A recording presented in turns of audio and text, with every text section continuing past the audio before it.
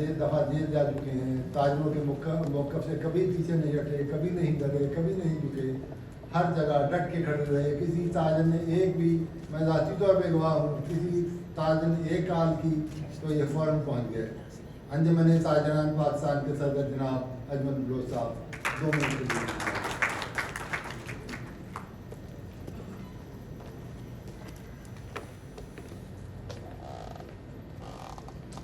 बिस्मिल्लाहिर्रहमानिर्रहीम। मोहतरम जनाब एहसन इकबाल साहब, एहसन ज़फ़र बख्तावरी साहब, खालिद मलिक साहब, मियाँ अब्दुल मनान साहब, हमारे चीफ मिनिस्टर बलोचिस्तान हफीज़ साहब, गिलगित बल्तिस्तान, मेरे मोहतरम अख्तर अब्बासी साहब, शेख जमशेद साहब, बहुत सारे दोस्त मेरे सामने भी बैठे हैं, ताहिर भाई साहब, एजाज भाई साहब, मियाँ शौकत साहब, सभी दोस्तों को अस्सलाम वालेकुम व रहमतुल्लाहि व बरकातुहू। मैं ज़्यादा वक्त नहीं लेना चाहता हूँ। एहसन इकबाल साहब, कौन सी बात आपसे छुपी है, किस चीज़ पे आपकी दस्तरस नहीं है, क्योंकि आप सियासत को बड़ी बारीकी से समझते हैं। ऐसा क्यों होता है?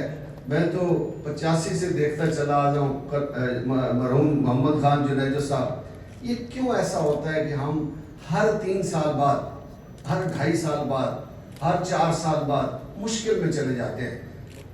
हिंदुस्तान में जब आप असम्बली की कार्रवाई देखते हैं, वो भी इतना बुरा भला एक दूसरे को कह रहे होते हैं, इतनी गालियाँ भी दे रहे होते हैं, लेकिन वहाँ ऐसा कुछ नहीं होता है। वहाँ पूरे 5 साल होते हैं, फिर 5 साल होते हैं, फिर 5 साल होते हैं। आज वो दुनिया में कहीं चला गया। हम इस मुश्किल में क्यों चले जाते हैं? इस पे मैं चाहूँगा कि आप ज़रूर रोशनी डालें।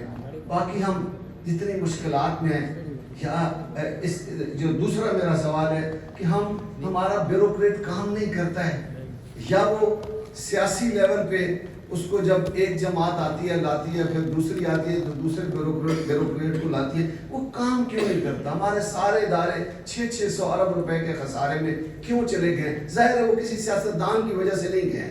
ये एक बात बड़ी वाज़ेह है। वो ऐसा कौन सा ब्यूरोक्रेट जिस इदारे में बैठा है वो इदारा खसारे में है, वो इदारा मुश्किल में है, करप्शन से वो इदारा भरा पड़ा है। तो हम कब इसको ठीक करेंगे? हम कब इसको आगे ले जाएंगे? मियाँ अब्दुल मनान साहब, मैं आपका शुक्रगुजार।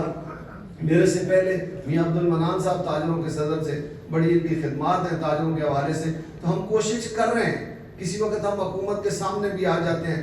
एक तो हम जब IMF से मुआहदा करते हैं तो वो ये नहीं देखते कि मेरे मुल्क का लिटरेसी रेट कोई नहीं है। फिर ताजरों में आप सबको पता है, जो पढ़ता नहीं है उसको हम दुकान खोल देते हैं। तो फिर वो जब हम मुआहदा कर लेते हैं IMF से, तो वो बरतानिया के मुताबिक होता है, वो हमारे मुताबिक क्यों नहीं होता है? हम इतनी मुश्किल में चले जाते हैं, फिर हम हुकूमत से लड़ते हैं, हम झगड़ा करते हैं, हम सड़कों पे आते हैं, फिर बात मानी जाती है। कोई किसी चीज़ की कंटिन्यूटी नहीं है हमारे उसमें, ना सियासत की है, ना प्लानिंग की है।